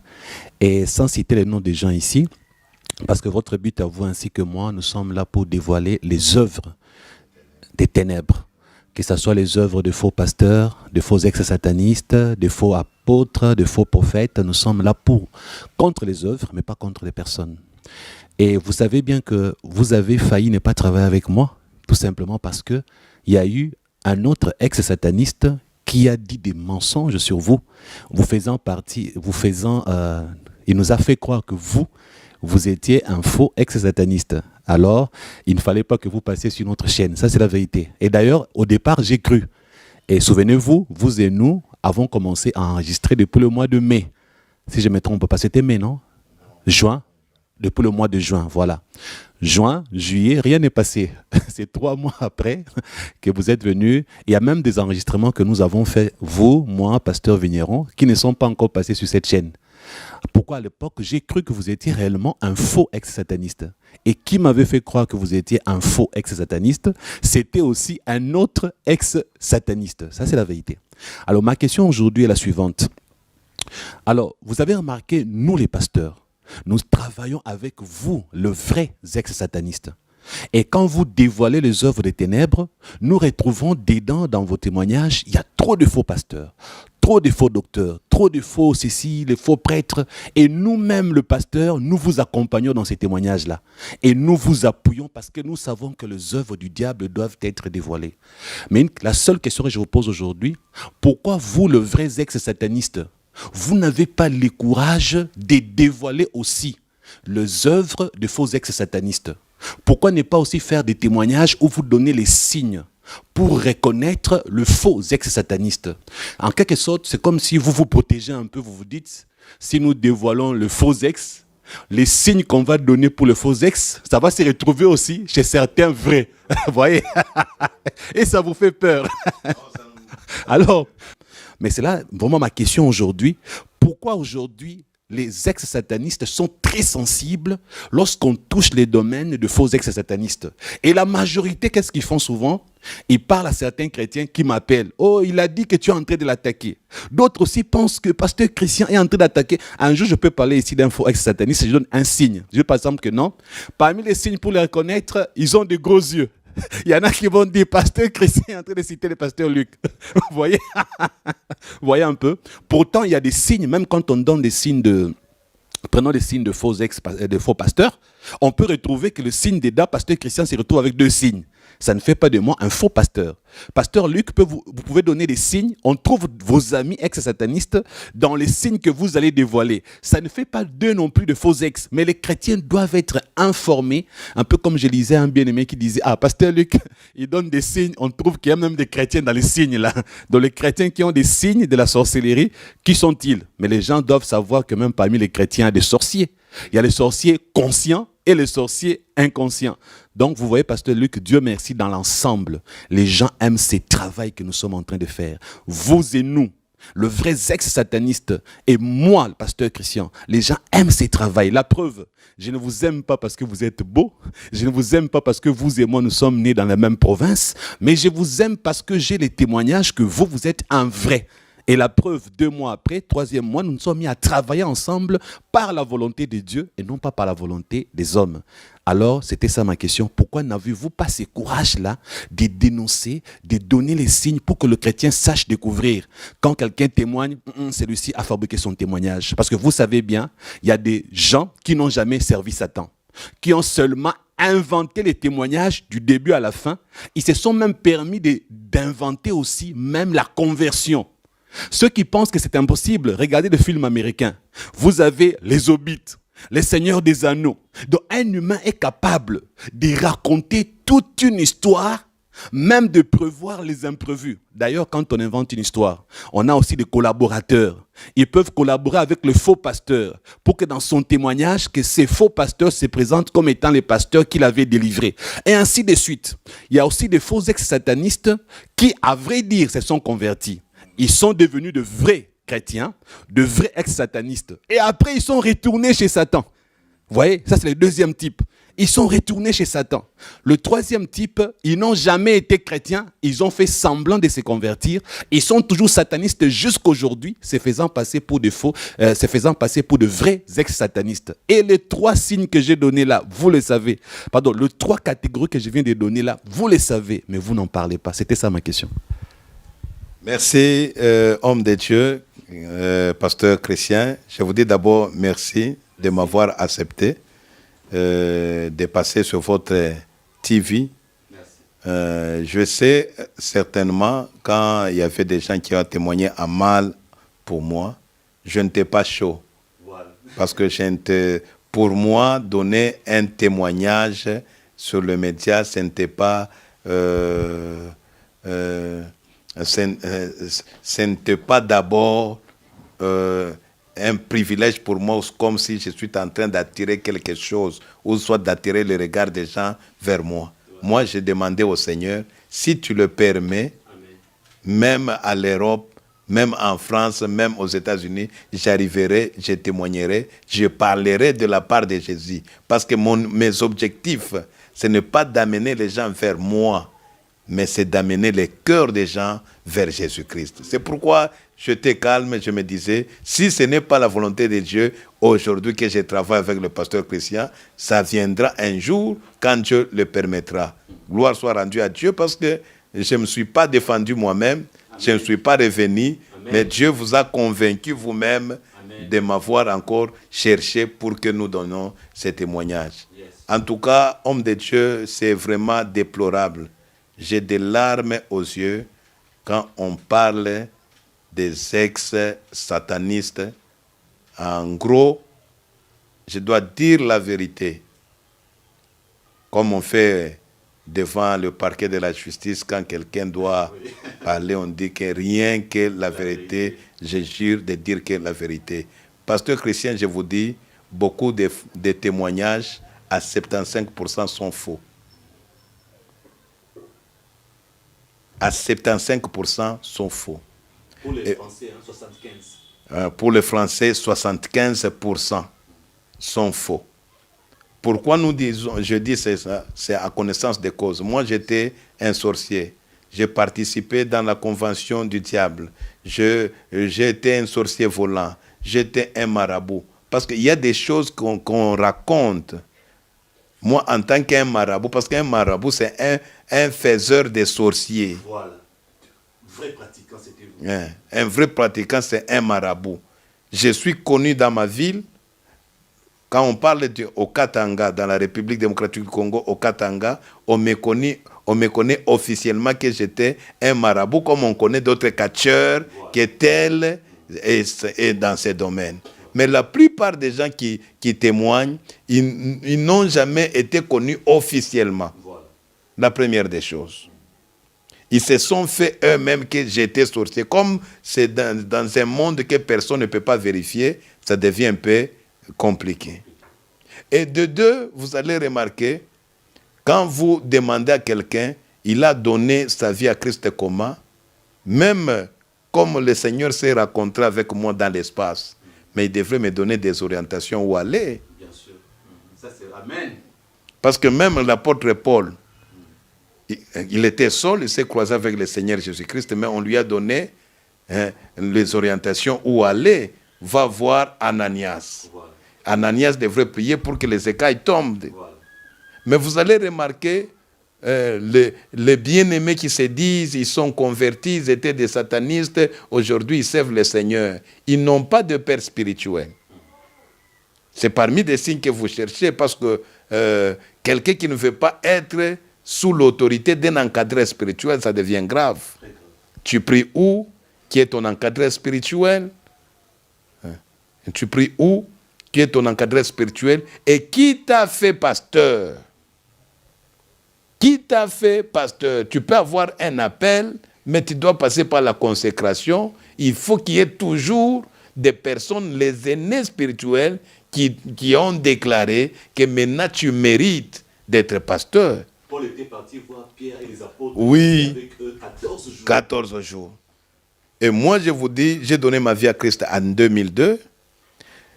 2002, comme c'était, je pense, en mars 2002, je restais à l'église comme un frère simple. 2003, comme un frère. 2004, comme un frère. 2005, comme un frère. 2006, comme un frère. C'est en 2007 que mon père spirituel a remarqué l'appel que Dieu m'a donné et il m'a appelé pour prier pour moi, pour que j'entre dans le ministère. Que je cite en les saluant, il a likasi le pasteur Amos Kasongo. Amen. C'est, même aujourd'hui, il suit tous mes témoignages, il suit tous mes pas et il m'aide comment faire les choses de Dieu. Mais, pasteur Christian, vous allez remarquer, il y a beaucoup de soi-disant ex. Ils ne veulent pas rester sous l'autorité d'un encadreur spirituel. Qui t'a délivré? Qui t'encadre spirituel? Qui est ton père spirituel? C'est parmi des signes pour les faux ex-satanistes. Et puis, les signes des faux ex-satanistes, c'est facile à remarquer, pas même comme pasteur, parce que la Bible dit, on reconnaîtra un bon arbre par ses fruits. J'ai reçu beaucoup des injures, les yeux comme un sorcier, les quoi, mais ma réaction a donné à d'autres personnes que je ne suis pas un faux. Amen. Je ne devrais pas commencer à riposter comme un païen. Non. Je devrais garder mon silence parce que ce que je sais, le salut est scellé dans mon cœur. Et si je mourais aujourd'hui, j'irai au ciel. Je ne me suis pas converti pour gagner le monde. Non. Je ne suis pas converti pour chercher les biens matériels. Mais je suis converti pour servir le Seigneur. Le premier prime que je suis en train de chercher, c'est le ciel. Amen. Parmi les ex, vous allez remarquer, ils changent des églises en église. Et ils sont un peu partout. Et leurs objectifs principaux, c'est l'argent. Voilà. Il est vrai et certain, il y a des cas de délivrance. Dieu peut mettre à quelqu'un à cœur que non, faites quand même une geste de foi. Mais cela ne doit pas être une doctrine. Quand quelqu'un t'appelle, nous t'avons écouté, tu témoignais, tu témoignais, gloire soit rendue à Dieu. Est-ce que vous pouvez prier pour moi? Oui, donne $1000, donne $1500, donne 500 €, donne 300 €. Non, non. La Bible dit, vous avez reçu gratuitement, vous devez aussi les donner gratuitement. C'est parmi des signes. Quand quelqu'un devient très cupide, quand les gens te font confiance, ce n'est pas dire qu'on doit être cupide. Nous sommes les humains, oui. Il y a des fois, en tant qu'humain, on a besoin des choses matérielles. Mais s'il y a à demander, je peux demander. Et quand quelqu'un est touché, il peut me donner. Et d'ailleurs, ce qu'on demande souvent, les gens ne donnent pas comme il se doit. Mais ce qu'on ne demande pas, c'est ce que les gens reçoivent beaucoup.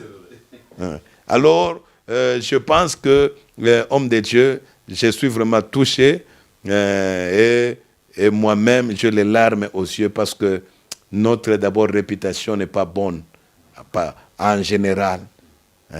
C'est pourquoi il y a même des fois, il y a d'autres églises, on n'accepte pas qu'un ex puisse prêcher.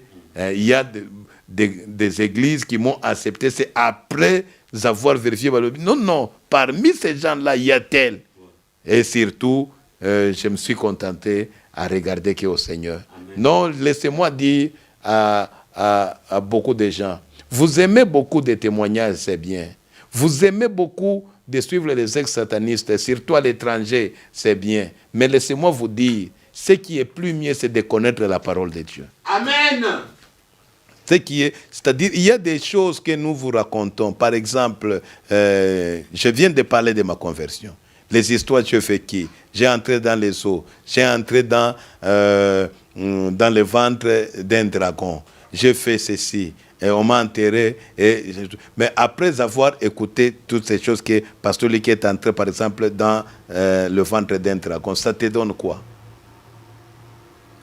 C'est juste te stimuler par rapport à ma vie, parce que j'ai passé dans des histoires, mais voilà, aujourd'hui, j'ai donné ma vie à Christ. Amen. Mais ce qui est important, c'est ce que vous ne voulez pas suivre. Voilà. Ce qui est important, c'est de connaître, de comprendre la parole de Dieu, yes. Cette parole qui est révélée. Yes. Parce que moi, je ne me limite pas seulement à témoigner de ma vie passée, mais je suis un homme de Dieu, oui. Je prêche, j'enseigne. J'ai une église que j'ai mes enfants spirituels.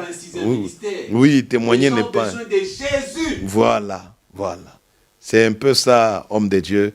Alors, que Dieu nous fasse grâce. Nous ne sommes pas là pour combattre d'autres témoins, mais je me suis donné cette discipline de faire le tout, de commencer à parler aussi sur ça. Amen. Nous ne devons pas rester seulement dans les témoignages. Si tu es un homme de Dieu, continue aussi dans ton ministère que Dieu t'a appelé. Voilà. Par de la sanctification, voilà. La sainteté, la crainte de Dieu. La crainte de Dieu. Sans citer Satan, les démons, voilà. Tout ça. Parce que les gens ont besoin de Jésus. Parce que ce n'est pas donner la peur qui peut amener les gens au Seigneur, au salut. Quelqu'un peut avoir peur, mais il n'arrive pas à croire Jésus. C'est-à-dire, le salut ne s'obtient pas par la peur. Non. Mais le salut, Dieu a laissé un libre arbitre. Amen. La Bible dit, il a donné deux chemins. Il y a deux chemins devant nous. Le chemin de la perdition et le chemin de la vie éternelle. Et la Bible nous dit, Dieu nous demande de choisir le chemin de la vie. Choisissez là où vous êtes. Yes. Cherchez Dieu.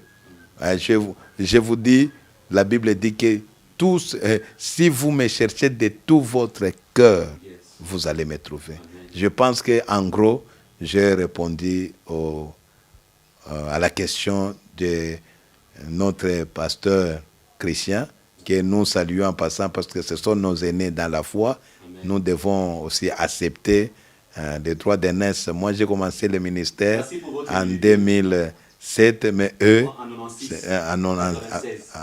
en 96, ce sont nos vieux. Nous devons leur accepter, mais chacun travaille avec son onction et son appel. Amen. Que Dieu vous bénisse. Je dois continuer aussi à donner des témoignages. Quand moi je donne ces témoignages, c'est pour l'équilibre. Ouais. Pour que vous devez savoir que le monde des ténèbres travaille. Et nous aussi, chrétiens, nous ne devons pas vraiment nous affaiblir. Nous devons aussi beaucoup travailler pour riposter aux œuvres des ténèbres. Amen. Soyez bénis et ma prière qu'on se rencontre un jour au ciel. Merci.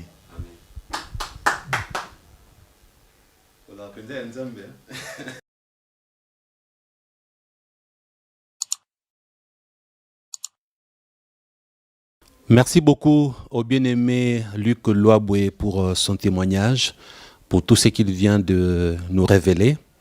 Frères et sœurs, je peux vous rassurer que j'ai très mal au cœur parce que les chrétiens aujourd'hui sont tombés dans un grand piège.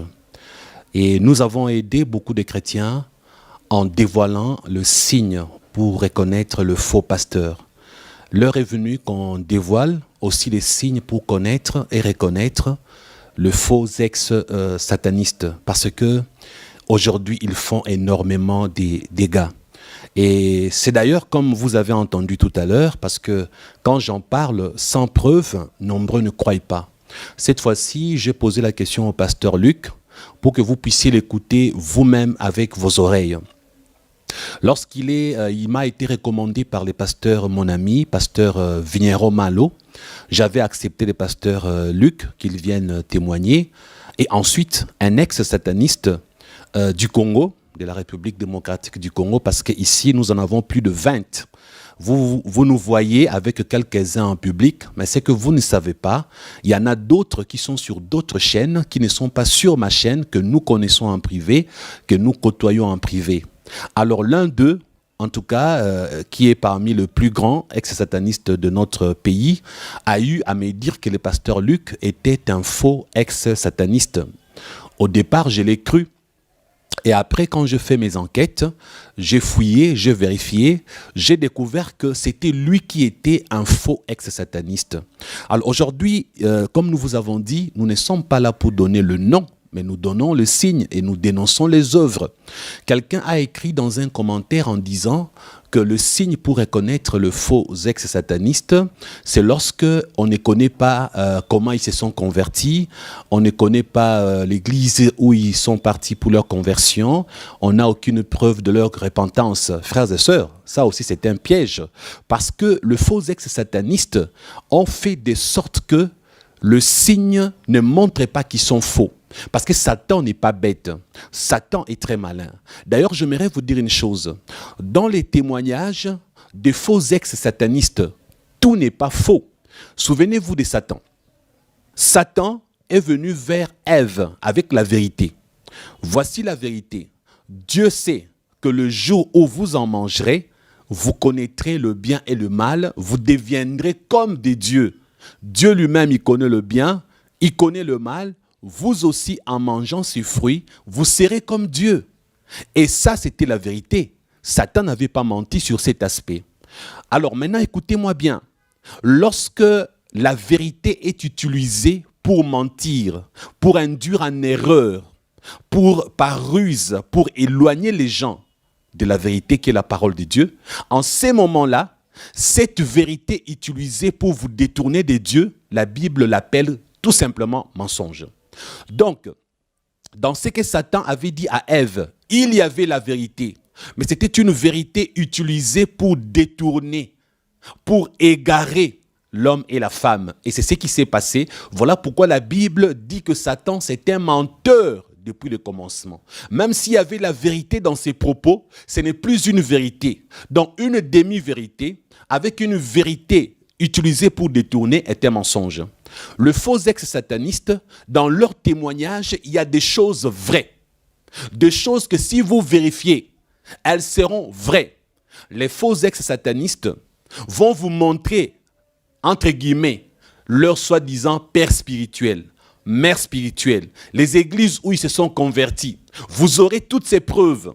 Oui, le pasteur va témoigner, j'étais là, c'est moi qui l'ai reçu, je le fais recevoir à Jésus. Les intercesseurs ou d'autres personnes qui ont prié pour leur délivrance seront humainement là. Ils vont même avoir des photos. Mais ça ne veut pas dire parce que vous voyez le photo, vous entendez les témoignages de soi-disant leur père spirituel. Ça ne veut pas dire qu'ils sont vrais. Parce que Satan est très intelligent. D'ailleurs, ce n'est même pas l'intelligence. La Bible dit qu'il est très malin et ses serviteurs sont également très malins. Donc méfiez-vous. Ce n'est pas parce que dans leur témoignage, il y a la vérité que tout ce qu'ils disent est vrai. La vérité dans leur témoignage, c'est un appât pour vous enlever dans votre endroit de sécurité. L'eau, présence, l'eau qui est le symbole du Saint-Esprit, de la plénitude du Saint-Esprit, l'endroit de sécurité où demeure le poisson. Lorsqu'il est tiré de l'eau, le poisson sera mangé par celui qui l'a pêché. Lorsque vous croyez à l'appât, la vérité est un appât. La vérité qu'utilisent les faux ex-satanistes, ce sont des appâts.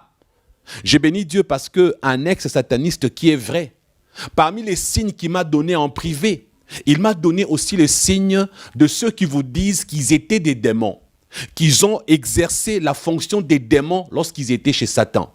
Alors cet ex-sataniste m'a montré en privé que ceux-là, la majorité, ils sont faux. Parce qu'un démon ne peut jamais se repentir. Un démon ne peut jamais se convertir. C'est un des signes majeurs pour reconnaître un faux ex-sataniste. Oui, dans tout ce qu'un faux ex-sataniste dit, il y a la vérité, parce que lorsque Satan ment, il y a la vérité dans le mensonge de Satan. Il y avait la vérité lorsque Satan a parlé à Ève.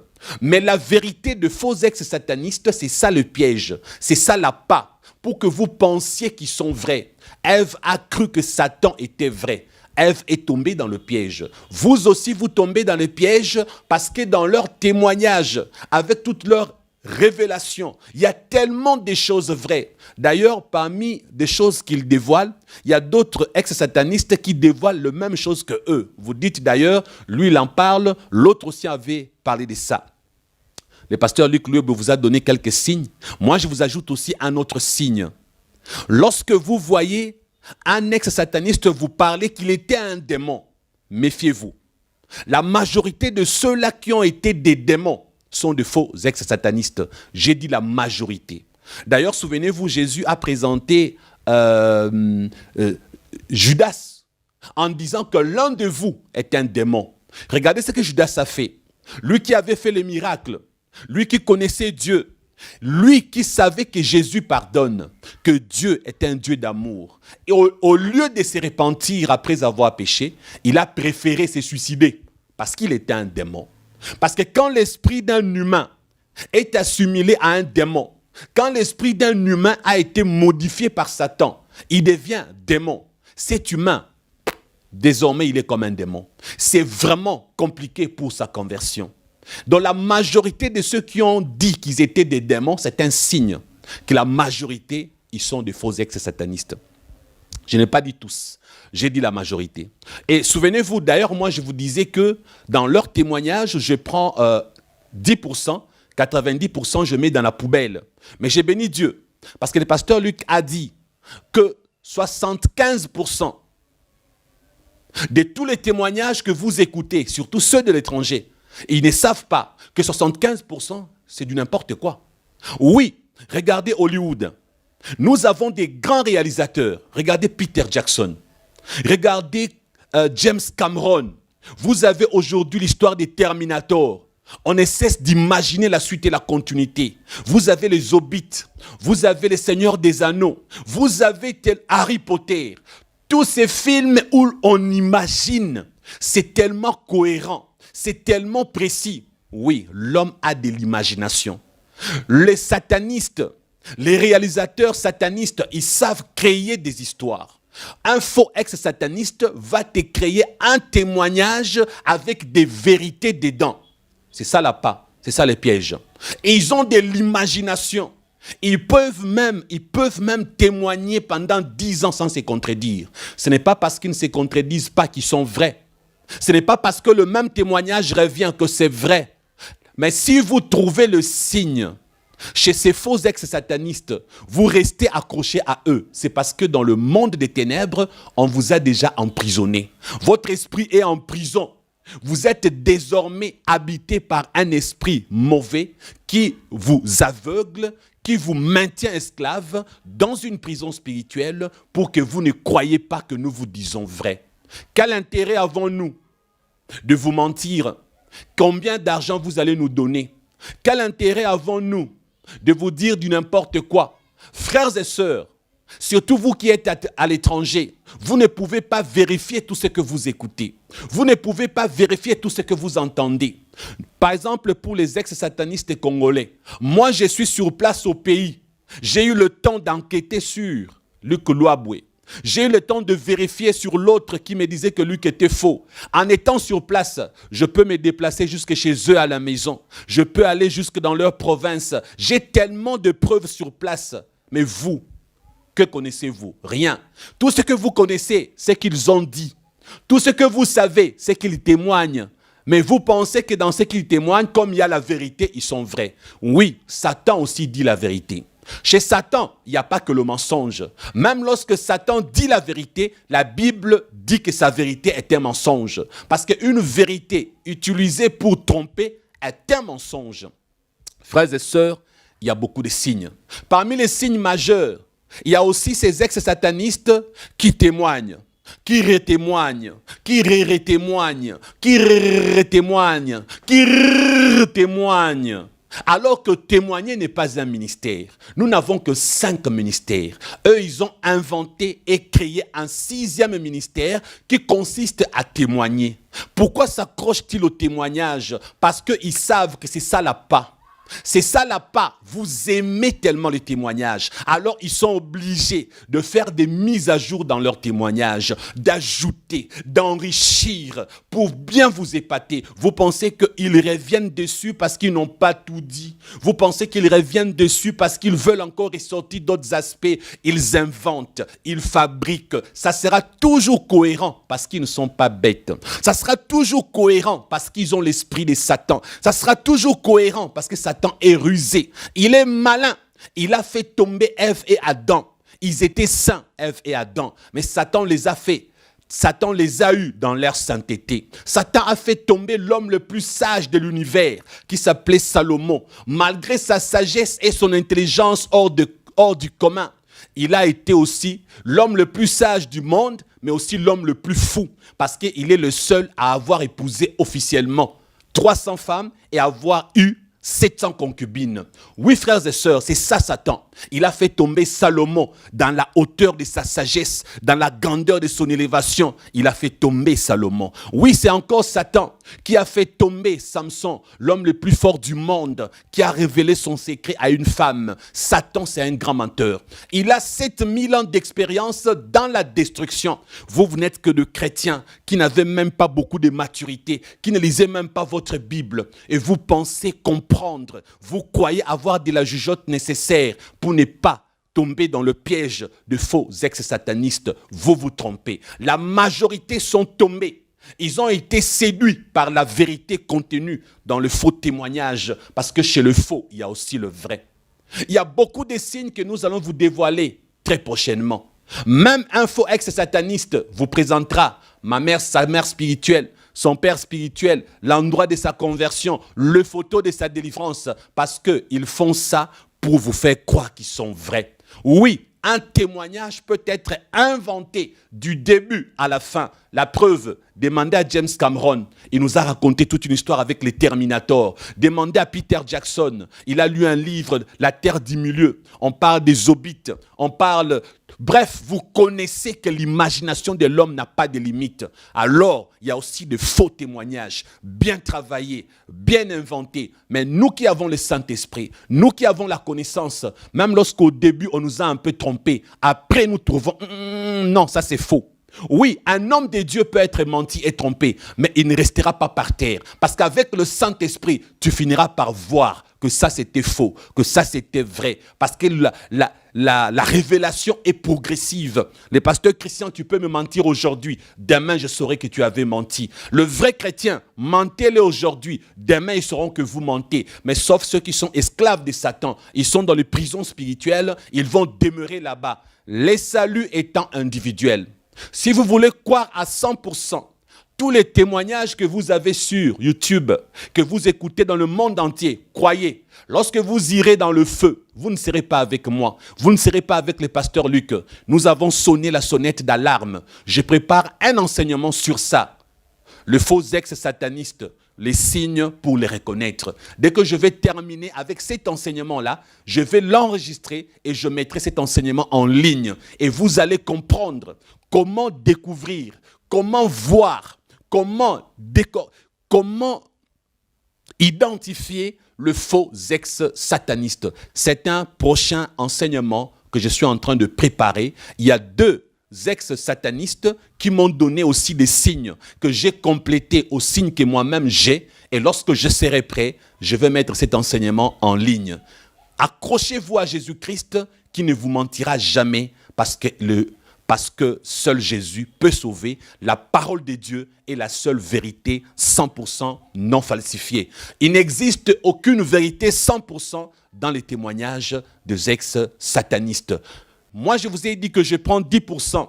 90% je mets dans la poubelle. Le pasteur Luc vous a dit que sur tous les témoignages que vous avez, 75% des témoignages sont faux.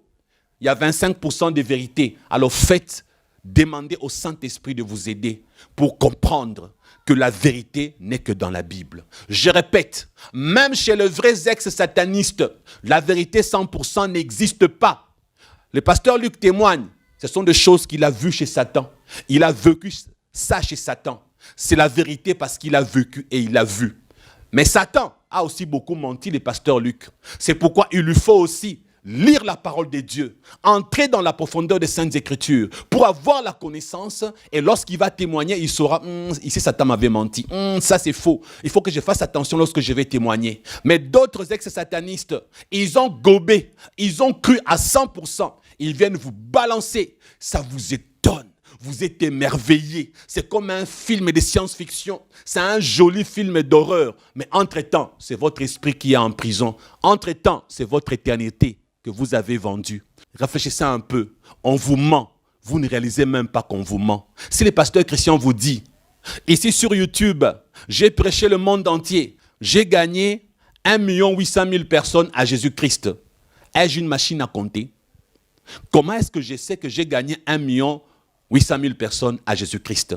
Lorsque je vous fais une telle déclaration, soit je suis un sataniste, Satan m'a montré que j'ai gagné 1 800 000 personnes pour lui.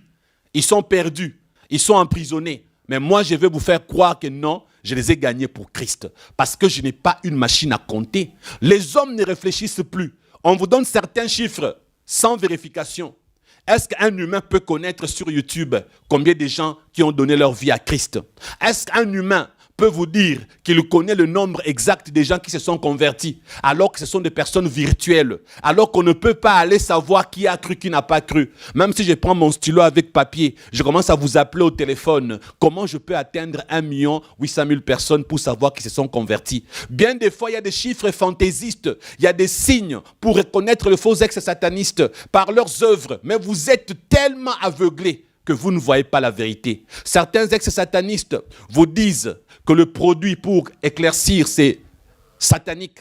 Le produit cosmétique, le rouge à lèvres, le maquillage. Il y a des gens qui ne se maquillent plus parce qu'une ex-sataniste a dit que dans le monde de Satan, elle a vu au séjour de mort les femmes qui se maquillaient. Il y a des ex-satanistes qui vous disent, j'ai vu dans le séjour de mort, j'ai vu dans le monde de Satan, le chrétien qui utilise le produit de beauté pour devenir clair. Mais vous avez des ex-satanistes qui se décapent la peau. Ils utilisent le produit avec hydroquinone pour se blanchir la peau. Comment ne comprenez-vous pas que lorsqu'ils témoignent de choses qu'eux-mêmes ne mettent pas en pratique, parce que ce sont des mensonges, si c'était vrai, pourquoi lui-même il ne met pas en pratique son propre témoignage? Pourquoi il s'éclaircit la peau? Pourquoi il s'est blanchi la peau? Sa femme est dépouillée, mais lui, il est là, avec des parfums, avec des produits pour claircir, avec de rouge à lèvres. Bref, frères et sœurs, vous êtes tellement aveuglés. Vous écoutez, mais vos yeux sont aveuglés. Vous ne voyez pas par le signe que la majorité ne mettent pas leur propre témoignage en pratique. Mais comme Satan est tellement rusé, la vérité contenue dans leur témoignage, qui est un piège, qui est un appât, vous a déjà eu. Et dans le monde de Satan, vous êtes en prison. Pour vous qui êtes libres, pour vous qui suivez Jésus, qui ne suivez pas les pasteurs chrétiens, qui ne suivez pas Luc, qui ne suivez aucun humain, pour vous qui suivez Jésus, pour vous, le vrai disciple de Jésus-Christ, nous vous disons à la prochaine pour l'enseignement que nous mettrons en ligne, ayant pour titre le faux ex-sataniste, le signe pour les identifier. Que Jésus-Christ vous bénisse.